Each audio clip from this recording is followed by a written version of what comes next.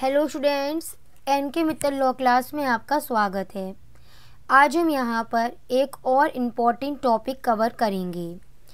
आज हम यहाँ पर सेल जो कि सेक्शन 54 में ट्रांसफ़र ऑफ प्रॉपर्टी एक्ट में बताई गई है, आज हम यहाँ पर इस टॉपिक को कवर करेंगे जो कि अपने आप में ही एक मोस्ट इम्पॉर्टेंट टॉपिक है।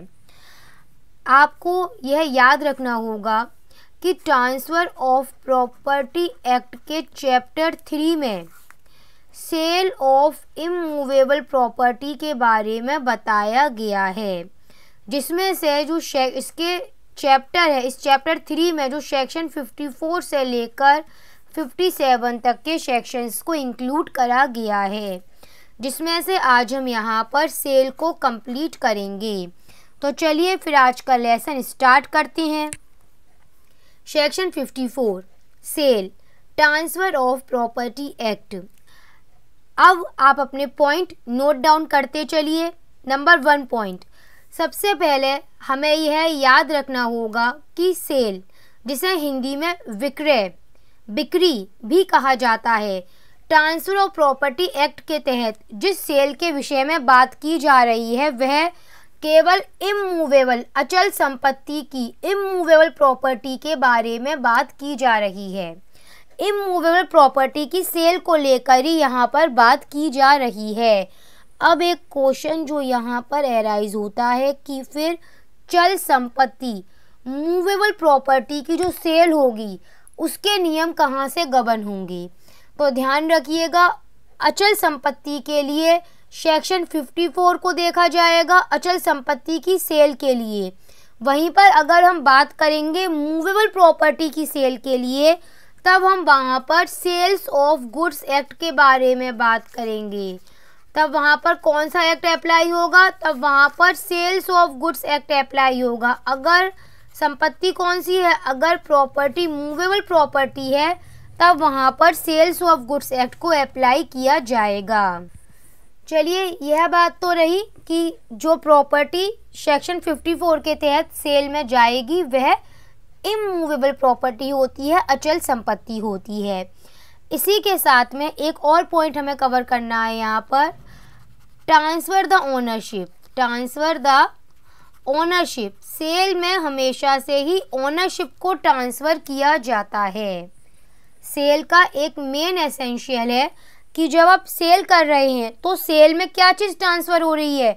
ओनरशिप ट्रांसफ़र हो रही है। और ओनरशिप के ट्रांसफ़र होने पर उसके बदले में क्या मिलेगा? उसके बदले में मिलेगा कंसीडरेशन। कंसीडरेशन का मतलब यहाँ पर क्या होगा? सेक्शन 54 की सेल के तहत प्राइस या मनी, इसमें प्राइस और मनी को कंसीडरेशन माना जाएगा, ये याद रखिएगा। अब एक बात और इसमें समझ लो, जो आप कंसीडरेशन की बात कर रहे हो, जो आप प्राइस की मनी की बात कर रहे हो, वहाँ पर यह कंसीडरेशन, यह प्राइस और मनी ज़रूरी नहीं है पहली बार में ही पे कर दिया जाए। डेफिनेशन में भी देख लो, सेक्शन 54 में साफ दे रखा है कि हो सकता है यह पे कर दिया जाए, या फिर इसे पे करने का प्रॉमिस किया जाए, या फिर ये पार्शली पे कर दिया जाए, या फिर पार्टली प्रॉमिस किया जाए इसको पे करने के लिए। तो इन सभी तरीक़ों से भी ये पे कंसीडरेशन को, प्राइस मनी को पे किया जा सकता है। किसके बदले में? जब वहाँ पर सेल में ओनरशिप ट्रांसफ़र हो रही है तब ऐसा किया जाएगा। अब जब यहाँ पर बात चली रही है ओनरशिप की, तो एक क्वेश्चन और एराइज हो गया, आप ये कैसे कह सकते हैं कि कोई व्यक्ति किसी प्रॉपर्टी पर ओनरशिप रखता है? कैसे कहेंगे आप? इसके लिए आपको ध्यान रखना होगा, सबसे पहली बात यह है कि वह व्यक्ति उस प्रॉपर्टी का ओनर होना चाहिए। अब आप ये कैसे कहेंगे कि कोई व्यक्ति किसी प्रॉपर्टी का ओनर है? तो आप इसके लिए यह देखेंगे कि वह व्यक्ति उस प्रॉपर्टी पर एंजॉय करने का राइट रखता है, मैनेज करने का राइट रखता है उस प्रॉपर्टी को, और ट्रांसफ़र करने का राइट रखता है। अगर कोई व्यक्ति किसी प्रॉपर्टी में उस प्रॉपर्टी को एंजॉय करने का राइट रखता है, उस प्रॉपर्टी को मैनेज करने का राइट रखता है, उस प्रॉपर्टी को ट्रांसफ़र करने का राइट रखता है, तो हम क्या कहेंगे? तब हम उस व्यक्ति को उस प्रॉपर्टी का ओनर मानेंगे। और अगर कोई व्यक्ति प्रॉपर्टी का ओनर है जिसके पास ये तीनों राइट्स हैं, तो वह व्यक्ति उस प्रॉपर्टी को अपनी उस ओनरशिप को ट्रांसफ़र करेगा, जिसके बदले में उसे कंसीडरेशन मिलेगा। कंसीडरेशन में प्राइस मनी को इंक्लूड किया गया है। यहाँ तक बात क्लियर है। चलिए एक और बात समझ लीजिए। इसी में आपको यह तो पता होगा, बंधक मोर्गेज, मोर्गेज में कभी भी ओनरशिप ट्रांसफ़र नहीं होती है, मोर्गेज में इंटरेस्ट ट्रांसफ़र होता है। संपत्ति को जब लीज पर दिया जाता है तब वहाँ पर भी ट्रांसफ़र राइट ऑफ एंजॉय होता है, वहाँ पर भी राइट ऑफ एंजॉयमेंट को ट्रांसफ़र किया जाता है। लेकिन ओनरशिप, पूरी की पूरी ओनरशिप प्रॉपर्टी की ट्रांसफ़र कर दी जा रही है। किस मामले में? सेल के मामले में ओनरशिप ट्रांसफ़र होती है। ये ध्यान रखिएगा आप इसमें, जो कि मोर्गेज में या फिर लीज में ट्रांसफ़र नहीं होती है। अब इसके रिगार्डिंग आप यहाँ पर एक पॉइंट और कवर करके चलिएगा। सेल, सेल को कॉन्ट्रैक्ट कहा गया है। अब एक क्वेश्चन यह अराइज होता है कि सेल को यहाँ पर कॉन्ट्रैक्ट क्यों कहा गया है। आपने कॉन्ट्रैक्ट एक्ट रीड कर चुके हैं अच्छी तरह से, आपको पता होगा कॉन्ट्रैक्ट एक्ट में साफ बताए गए हैं, कुछ एसेंशियल बताए गए हैं जो कि एक वैलिड कॉन्ट्रैक्ट के लिए ज़रूरी होते हैं। और वो एसेंशियल्स क्या होते हैं आपको पता होगा, जिसमें ज़रूरी होता है offer, acceptance, free consideration, free consent, lawful object, lawful consideration, competent of parties. ये सब चीज़ें क्या हैं, कॉन्ट्रैक्ट के लिए ज़रूरी हैं। एक कॉन्ट्रैक्ट को वैलिड कॉन्ट्रैक्ट बनने के लिए कॉम्पिटेंट ऑफ पार्टीज, ये सभी चीज़ें क्या हैं, ज़रूरी एसेंशियल्स हैं। अब यहाँ पर ध्यान रखिएगा, जब आप सेल कर रहे हैं, प्रॉपर्टी को ट्रांसफ़र कर रहे हैं, तो उस टाइम पर भी एक वैलिड कॉन्ट्रैक्ट के ये सारे एसेंशियल्स होने ज़रूरी हैं। लाइक एज फॉर एग्जाम्पल, जो व्यक्ति प्रॉपर्टी को सेल कर रहा है, जिसकी प्रॉपर्टी है, जब वो अपनी प्रॉपर्टी सेल कर रहा है, अपनी ओनरशिप ट्रांसफ़र कर रहा है, तो ज़रूरी यह होगा कि उस व्यक्ति की प्रॉपर्टी को ट्रांसफ़र करते समय कंसेंट, सहमति फ्री होनी चाहिए। किसी व्यक्ति की प्रॉपर्टी को ट्रांसफ़र करते समय फ्री कंसेंट है, ये अब आप कैसे कह सकते हैं?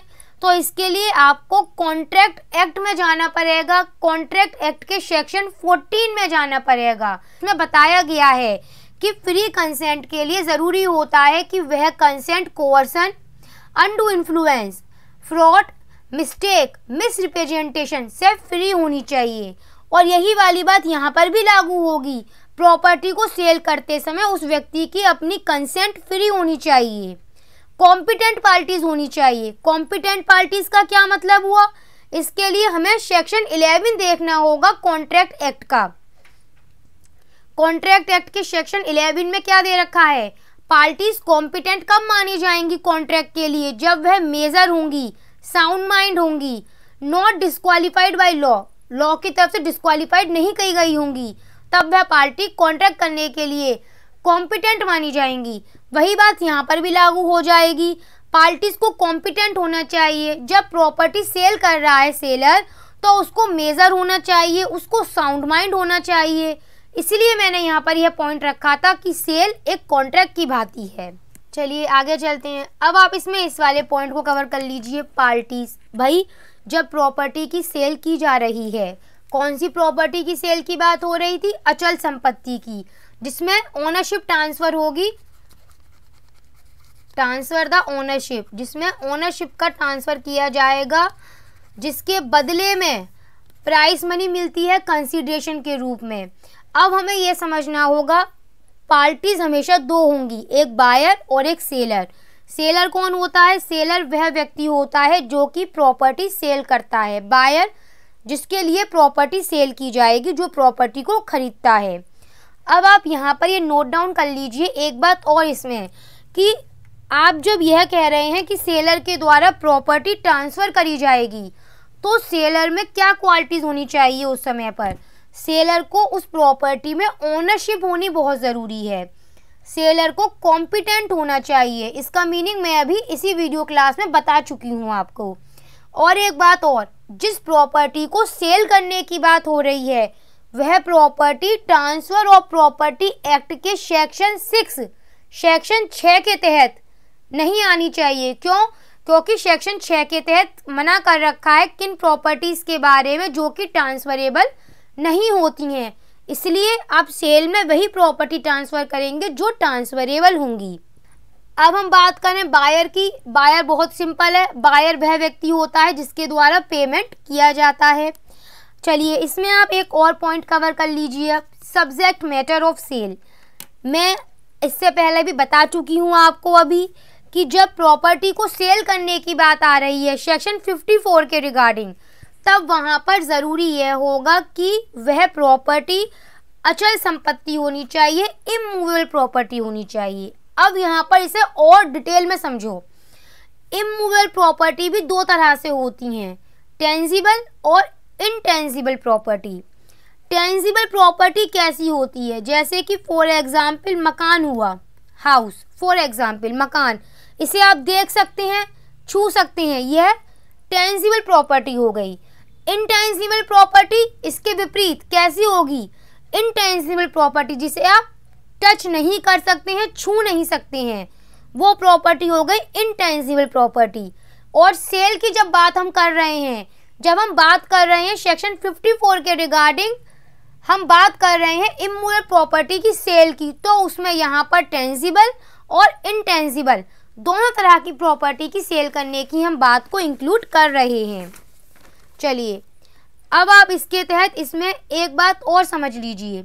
हमने कंसीडरेशन बताया था आपको, प्राइस मनी।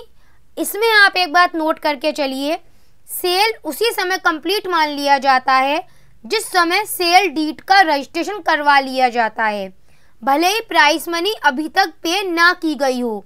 यदि ऐसा होता है तब वहाँ पर प्राइस मनी प्राप्त करने के लिए कोर्ट में जाकर सूट फाइल किया जाता है। क्लियर है यहाँ तक?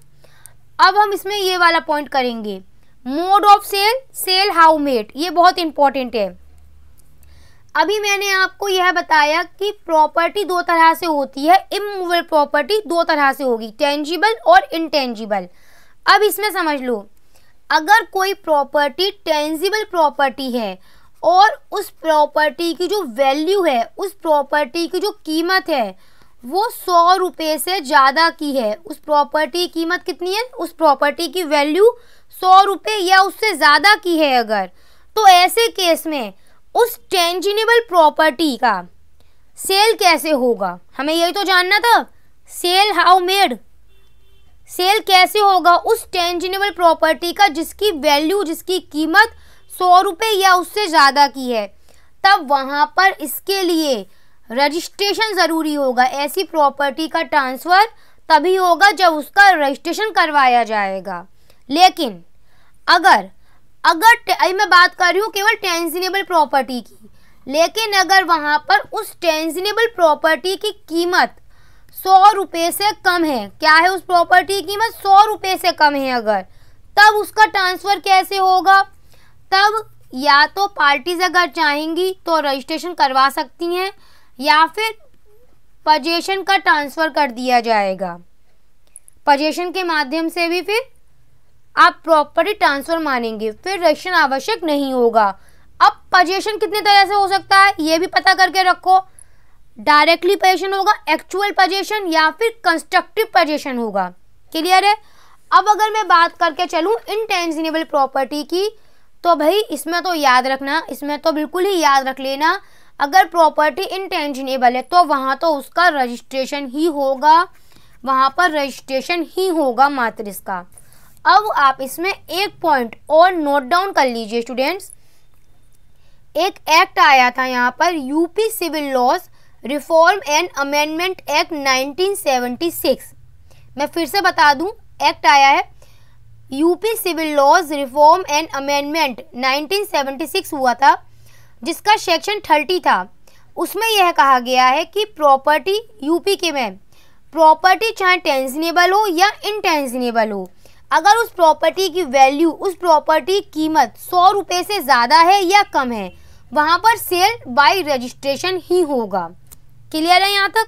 चलिए अब हम इसमें एक पॉइंट और आपको कवर करवा देते हैं स्टूडेंट्स। इसमें आप ये वाला पॉइंट और कवर कर लीजिए, contract for sale. Contract for sale यह सेल का रूप तब धारण करता है जब वहां पर कंडीशन फुलफिल हो जाती है। कॉन्ट्रैक्ट फॉर सेल जो है इस प्रकार की सेल को फ्यूचर में बताता है। कॉन्ट्रैक्ट फॉर सेल जो है इसमें ना तो ओनरशिप क्रिएट होता है प्रॉपर्टी पर और ना ही चार्ज क्रिएट होता है। इसे हम कहते हैं यहाँ पर कॉन्ट्रैक्ट फॉर सेल। और इसी के साथ यहाँ पर आज आपका लेसन कंप्लीट हो जाता है।